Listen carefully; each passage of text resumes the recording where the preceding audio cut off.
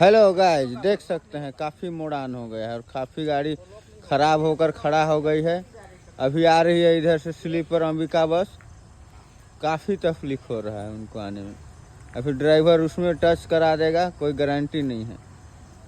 और एक साथ में 1 2 3 4 5 गाड़ी खराब हुई है, जिसमें सकरा रास्ता बन चुका है। आप देख सकते हैं पीछे से ट्रेलर भी आ रहा है, उनको अभी मोड़ने में काफ़ी तकलीफ हो रहा है और काफ़ी स्पीड से गाड़ी आ रही है। क्या परेशानी है भैया आपका गाड़ी में? इसका हब निकल गया।